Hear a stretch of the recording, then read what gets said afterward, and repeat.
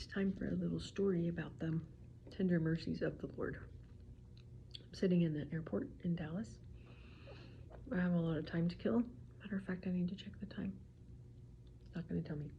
I have a lot of time to kill, so I found a chapel. And I'm sitting in the chapel. I also found a Book of Mormon on the shelf with a testimony in it from Annika Peterson. But the story that I want to tell is about the Chosen. So I need to go back and figure out what year it was.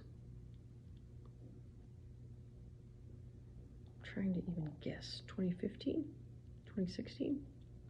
Maybe? It was Christmas time, and I was looking for any version of the Nativity that I could find. And while I was searching, I came across Dallas Jenkins'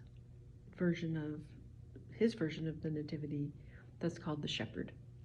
And so I started to watch it, and at the end of the video, Dallas talked about how he was trying to start a multi-season show about the life of Jesus Christ.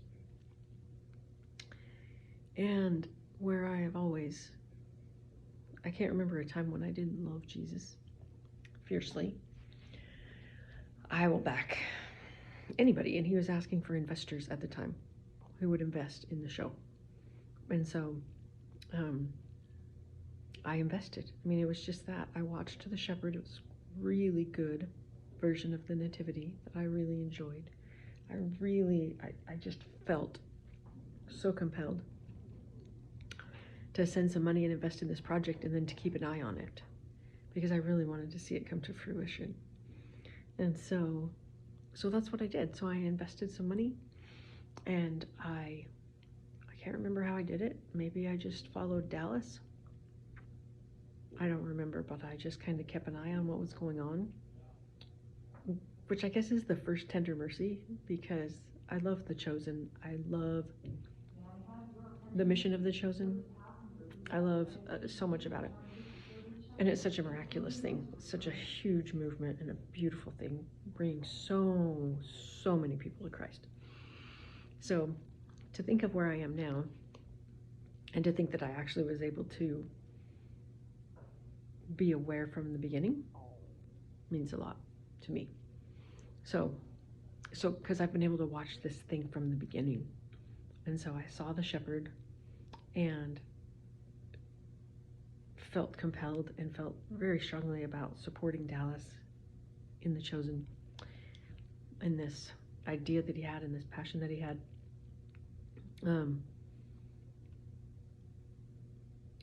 My thoughts. It's been a long couple of days, so I'll try to speed this up. And then I just watched it explode. I just watched it take off. It came together. I'm sure for Dallas he'd have a different way of explaining it, but for me, I just watched things falling into place. The money started coming in. He started getting the actors, and more cast and crew. And it just started to grow and grow, and they were so good. The episodes are so powerful. And that's what really pushes the show out there, so that so many people see it. The episodes are so powerful, so everyone wants to share with everyone else, and everyone's moved who watches it. So it just started to grow, and they were able to produce a first season show about the life of Christ through the eyes of those who walked with him. And there was more donations. At that point, they weren't taking investments anymore, but they were taking donations, pay it forward, they would call it. And so I've made a lot of donations to The Chosen so that people could watch it for free, because they decided to make it free, which doesn't make sense. But that's exactly how God works. A couple of the phrases that Dallas likes to use is, God does impossible math, and he really does. And it started to go everywhere. I mean, it just grew and grew and grew. Now there's 2 seasons and they're filming season 3. But when they were filming season 2, since I'd been on this whole journey, they said that if you donated $1,000, you could be an extra in the Sermon on the Mount. But let me back up. They weren't sure where they were going to film season 2. And that was a big deal. And there's a lot of videos out there about Dallas's stress about where they were going to get a location.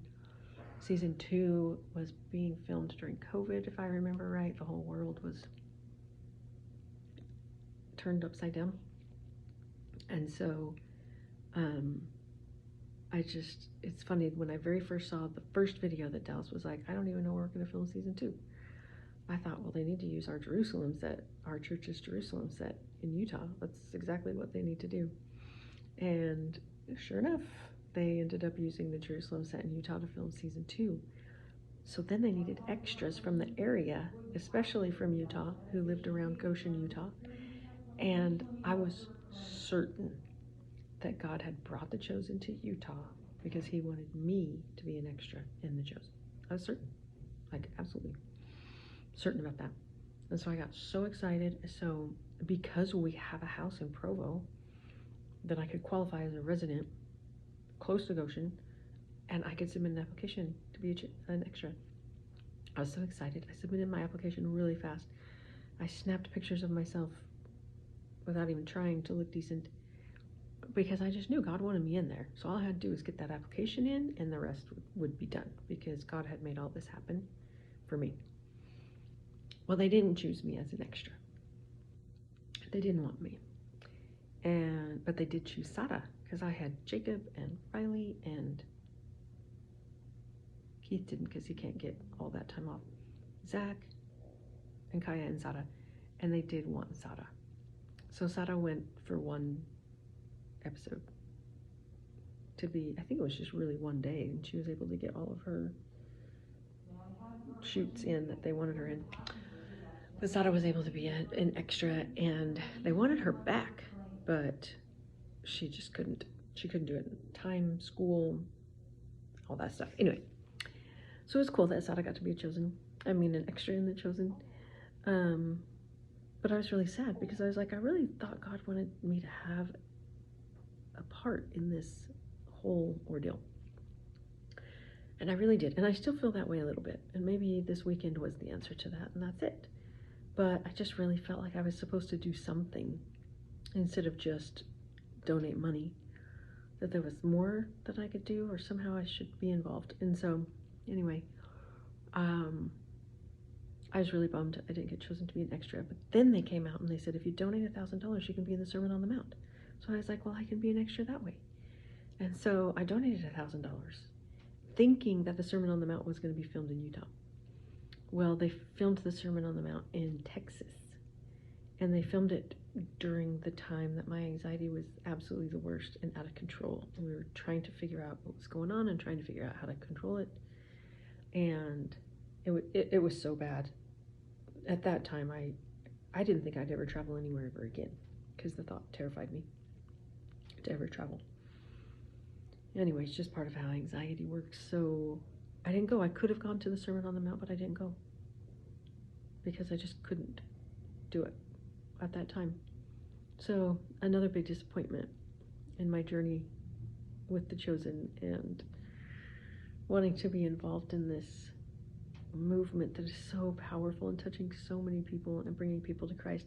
Dallas's goal is to introduce 1 billion people to the authentic Jesus. And all I can think of is, I want to do that. I want to bring 1 billion people. I want to do that. How do I do that? So, okay, so then fast forward to,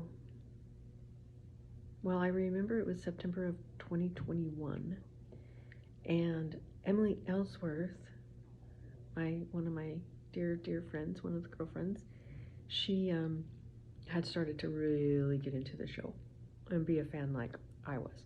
I figured everybody who watched it would be a fan like I was, but I mean, a lot of people really do love it and it moves them, but they're not a super fan. Or I just feel like I'm a super fan, and Emily was becoming a super fan. And she had watched all the episodes, and she had rewatched all the episodes over and over and over and over. So we were talking in September when we were in San Diego with the girlfriends, like, hey, if we donate this money, we can be in the feeding of the 5,000. They want extras for that, but in order to be able to get in, you have to donate $1,000. And so we split it, because you could donate $1,000 and then you could bring one person with you. And so we each paid $500, and we're able to come together, and that's what I've been doing the past couple of days. So it is June of 2022, and I flew from Colorado, and Emily flew from Arizona, and we met here in Dallas and had a hotel room not far from the airport. And then on Wednesday, so we met here on Tuesday, on Wednesday we drove to Midlothian, to the stadium, where they wanted everybody to park their cars, and then they shuttled us to the set. And so that was on Wednesday. It was oppressively hot here in Texas, as you can imagine. Texas in June is horribly hot. People were getting heat exhaustion and heat stroke, but they were staying on top of that as much as they could. They were just forcing water down us and constantly giving us water. But anyways, Emily and I were just so excited to be a part of it. So we got there on Wednesday, and we weren't there too long before we had to go out into the field where they were filming the feeding of the 5,000. And that's kind of a funny story, because as we're thinking about it, we're like, okay, if this is the feeding of the 5,000, there's going to be a huge group of people, and they're all going to be facing Christ, and he's going to be standing in the front. He's going to be preaching, right? So Emily and I pushed our way to the front of the front. And so we were in the front, and we got to the field, and we sat down, and all the filming they did was in the middle, because our group's filming had more to do with them the apostles passing out bread and fish to the 5,000. And they went into the middle of the crowd to do that. So we weren't in any shot at all. Which we kept telling ourselves we didn't have to be in a shot, that we were there to be part of the experience, and we were there to see them film this episode. We were there for so many other reasons. But I mean, if you can get in a shot, why not get in a shot, right? But we laughed at ourselves, because we're like, we pushed to the front of the line and then we didn't even get in a shot. So then, because it was so hot, they had the 5,000 of us separated into groups, and we were in that first group that went. And then we came back and we had lunch, and then the second group was going to go out. Well, before all the heat came on, we were supposed to be out there for like all of it. We were supposed to be able to be in all those different shots. But then because of the heat, they wanted to rotate people through. Well, Emily and I were feeling just fine, except for we just felt like we'd been cheated a little bit, because we weren't out there very long and we didn't get to do very much or see very much. And so we snuck in with the second group for their filming. That was a blast. I don't think a camera was ever on me for that one either. But for that one, we had to act like the sermon was over and we were leaving. And so we were talking to everyone around us. And that was so much fun, because we just got to look into the eyes and touch our souls with the people who were standing around us. So I don't regret sneaking in with the second group. And then we were toasted. And so we're like, we're done. If we had waited for a while longer, then Dallas would have come out on a stage that they had with some of the apostles and did a big hoorah thing. But Emily and I were both like, no, we're coming back tomorrow, so we better go.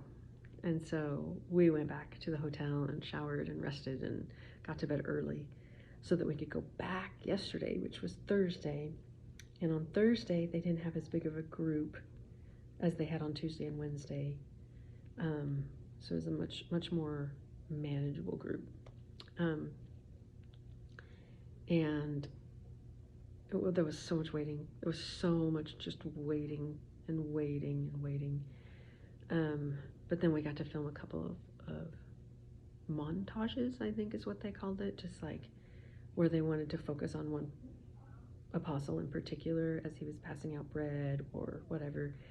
And then later we had to do more waiting and then wait till it got dark. And then we did a night shoot, which was just so much fun. I'll never forget it. It was so fun to be out there. It was so fun to watch them filming an episode. So fun to watch Jonathan Roumie Roumie's the actor for Jesus, taking the role so seriously and doing such a good job with it and just being a part of that whole experience. So then as I was sitting in the chapel and I was praying and I was thanking my Heavenly Father, Elohim, for that experience, I just kept thinking I needed to record it. I need to have it on recording because it's such a tender mercy. He knew how much I wanted to be an extra in Utah. He knows how much I wanted. I even paid so that I could do the Sermon on the Mount, but then physically and mentally I wasn't able to go. He knows how much it all means to me. So if for no other reason, I feel like it's just a tender mercy. And just because he knew how disappointed and how sad I was and how much it would mean to me to be able to go and be a part of the chosen for 2 days, to see those people. One cute little side note is I follow Noah James on Instagram, and he plays Andrew, and we love Andrew. I love Andrew. Keith loves Andrew.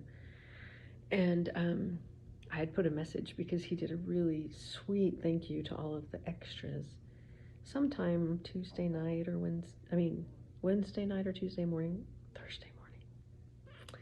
And I responded and I said, this meant so much to me. It warmed my heart. Thank you so much.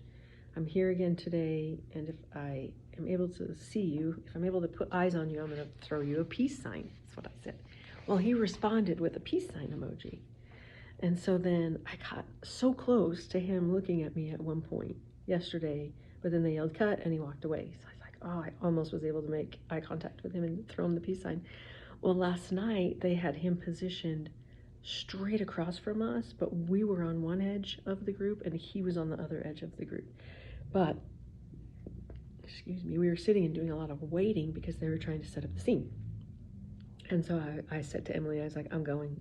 I'm just going to walk over there. I'm going to make eye contact with him and give him a peace sign. She's like, you really are? It's like, I really am. And I did. I stood up and I walked over there, and he's talking to the people around him. And I was like, Noah.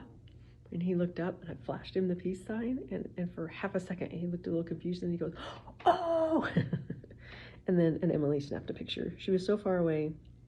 It's a pretty blurry picture. No one else will understand it, but I got it. And that was just so fun. So what I especially wanted to record here today was